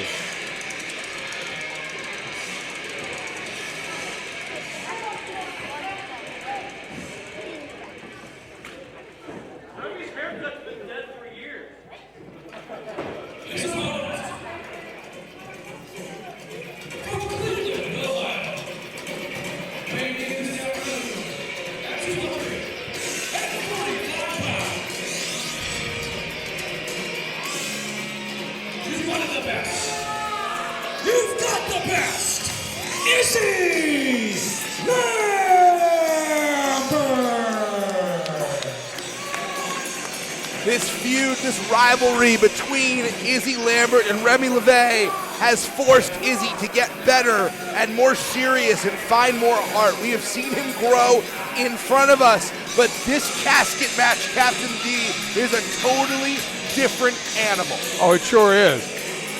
I'm not sure he's learned enough over the years. It's a real question. I'd have to put my money on Remy on that. I think he has an advantage being a casket match. I agree. This feels far more in the wheelhouse of the mind eraser, Remy LeVay.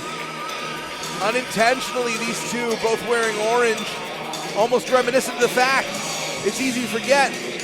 When we were introduced to both Remy LeVay and Izzy Lambert, they were a tag team. Yes, they were. Yes, they were.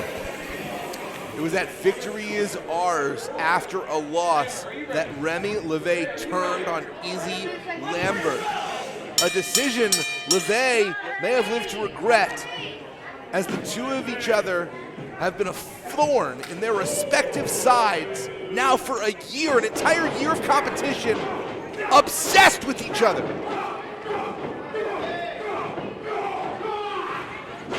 And that's the question. Izzy Lambert sink to the gritty depths necessary, sink to the level of Remy LeVay and put Remy LeVay into a casket and an early grave. We're going to find out here in a few minutes if he's got what it takes. I just want you to think about this for a second, out there listening, and also Captain D. The existential horror of being placed in a casket, the terror, the metaphor, the end of a career, but also that's where you go when you die. Well, and I think the match isn't officially over until the lid gets shut. That's correct. You have to be placed inside the casket with the lid shut, the casket being watched over by two dark priests. There are no falls, so the fight can go anywhere. There are no disqualifications. Literally, this match cannot end until one body is placed into that casket fully and the lid is closed. Then it's probably not a good idea to get too far away from the casket then. You got to drag a limp body towards it. There's a lot of strategy. You're absolutely right, Captain D. But I don't think that that's a level of thought these two are putting into it right now, not because they're not great competitors, but because they are consumed by hatred. I agree with that. Fighting out into the crowd. There's nothing like being at VCW Live where the action quite literally end up in your lap. We've got a great insurance policy. I just hope they don't come this way. I mean, Kilpa's already hugged me, so my greatest horror has been realized. Yeah. Mine hasn't because the dinosaur didn't show up. So I'm still relieved. Remy LeVay, brutal.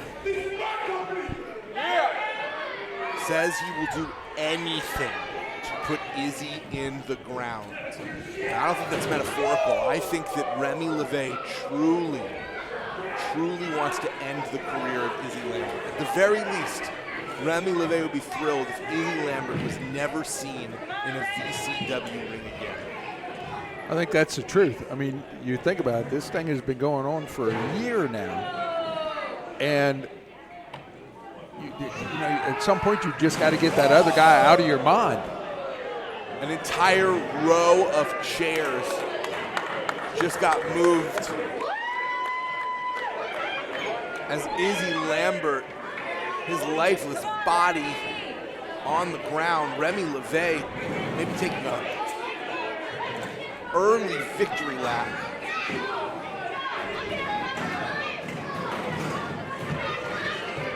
Oh, they're coming our way. Hang on. Grab your water.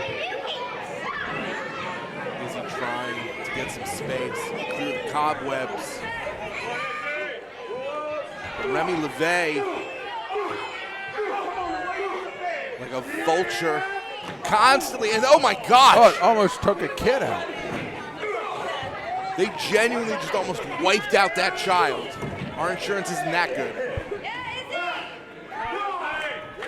He If you guys come over here, take him out, not me. Here. They're on their way. They're on their way. Move! Move! Him! Not me. And Remy LeVay being sized up. Whoa! And LeVay's head hit hard into those unforgiving chairs. Those chairs have absolutely no give. We're going to stick with this. We're going to follow the action wherever it goes. Wow. And we're finally, for the first time, making our way towards that casket. That's as close as what I've gotten to the action here. We've seen 1/3 of the culmination. Gory, unfortunately unsuccessful. Can his teammate Remy LeVay end the night with a win? And we see the casket being opened ceremonially. The opportunity exists right now. This could be Izzy Lambert's time. Remember, it's not enough to get in the casket. You have to successfully close the lid. But just being in there has got to freak you out. Look. Absolutely horrifying to come face to face with your own death.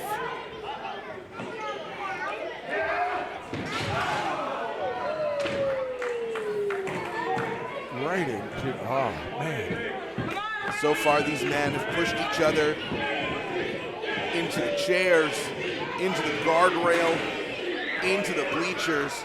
There is nothing they will not do to each other, and now a steel chair has entered the fray.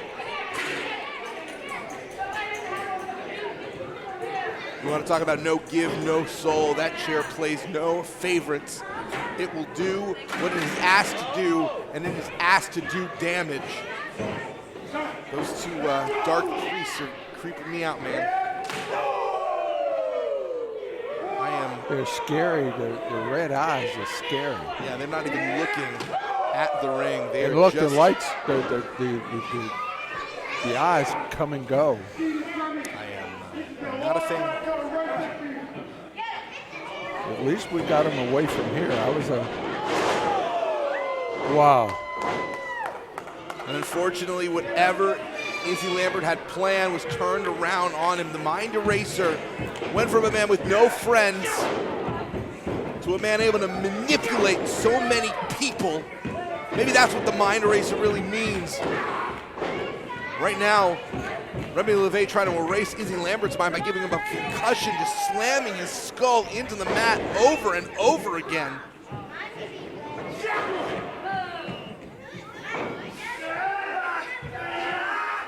These creatures just aren't moving. Look at that.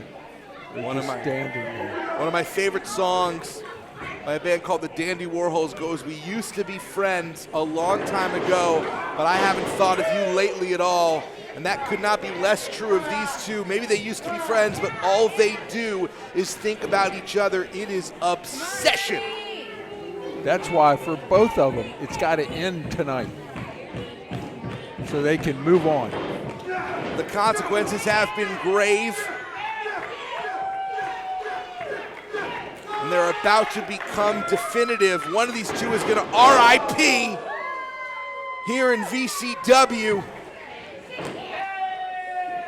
This is also a qualifying match. Whoever wins this match will join Jason Kincaid, will join Fulton, will join Cowpoke Paul, Nathan Aldridge, and Damian Chambers in the Victory Championship Wrestling Heavyweight Championship Tournament. I think he's got him in there now. Look, he's got him positioned. Some of West Virginia's absolute best. And one of these two men, Lambert or LeVay, are gonna join him. This could end any moment.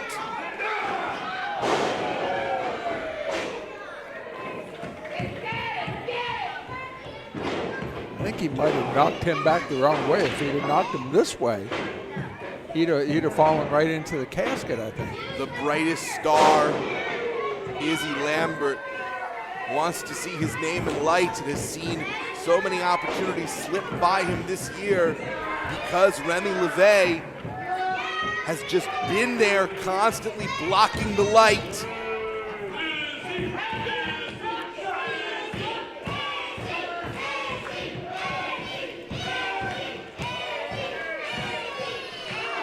Battle of rock and roll versus whatever post-industrial schlock that Remy LeVay would listen to. I think he probably listens to country music. I bet Izzy Lambert rues the day he ever decided to team with Remy LeVay. I don't know. They were fairly successful, weren't they? No, they lost their very first match. The very first match. They could have been super successful. They could have been still strong, but instead, here they are, battling each other. They could have been a contender. Caught in each other's mouths like an Ouroboros. Some kind of serpentine structure that has swallowed the two of them whole.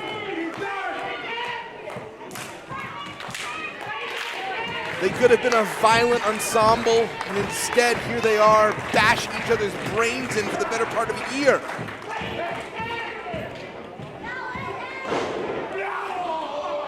Totally legal.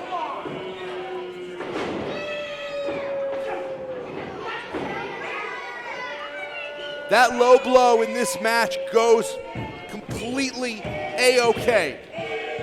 It sure does. Anything goes. The crowd starting to come alive for Izzy Lambert, who we have seen develop as a pro wrestler.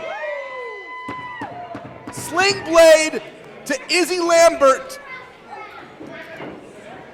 Neither one of these men can win this match in the ring. They can do a lot of damage, but the only way to win, shove your opponent into an early grave and lock them down in the dark.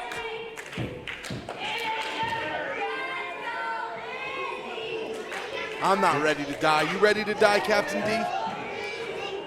Not this way. One of these two men is going to face their mortality head on, being shoved into a grave. He's in. And surprisingly, the only thing that's keeping There, it's shut. Izzy Lambert safe. It's shut. No, it's not fully shut. Lambert's No, it's leg shut. is sticking outside. The referee is saying no, it has to be completely and fully closed.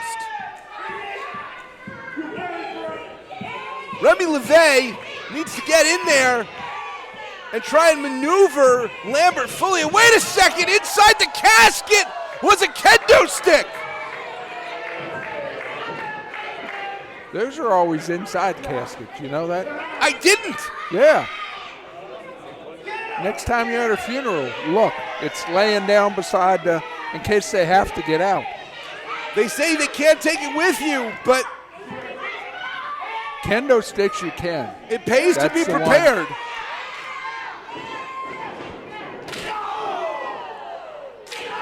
And Izzy Lambert unloading a year's worth of frustration to the ribs of the mind eraser. See, I see a conspiracy here. I see proper planning. No, somebody planted that kendo stick for him. And that's not right. It may well have been Izzy Lambert looking ahead, It could have been. realizing he needed an ace in the hole, as it were. Twisted Easter! Twisted Easter! If this was a normal match, we'd be done 1, 2, 3, but instead, Lambert rolling LeVay towards the casket and instructing, why are the Dark Priests are supposed to open the casket, forcing Izzy maybe to reckon with this himself. And now the priest holding the casket. They're closing it. What is? He's not ready to throw him in there. I'm so. getting a bad feeling about this, Captain D. I'm getting a real bad feeling.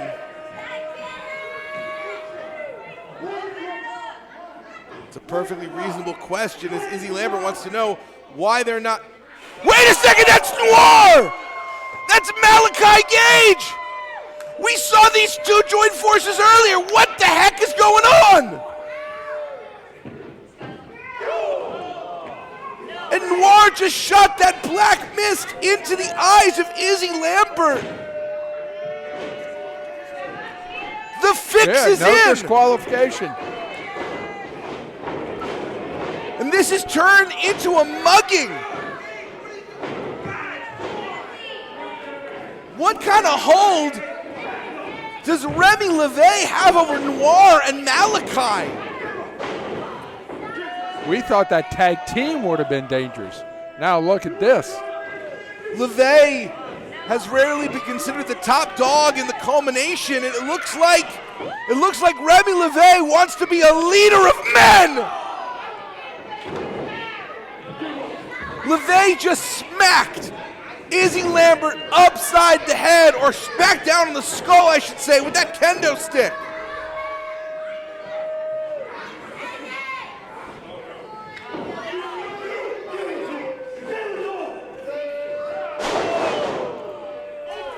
And the stunner, our referee opening the casket as Noir and Gage doing the bidding of Remy LeVay. And LeVay slams it shut.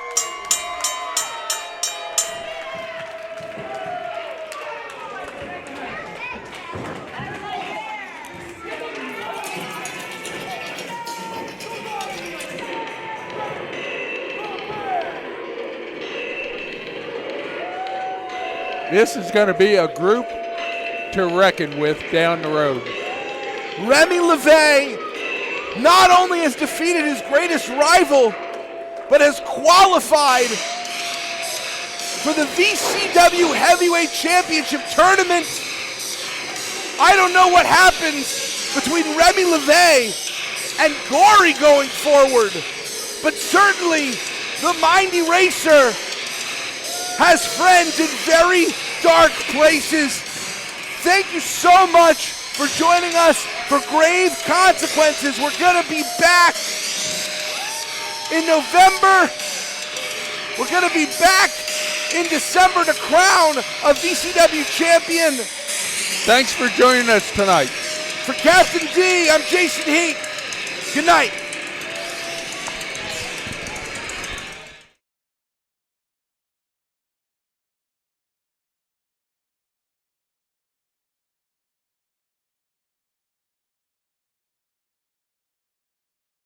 Sidekick Media Services. We are your sidekick in business for social media, video production, and more.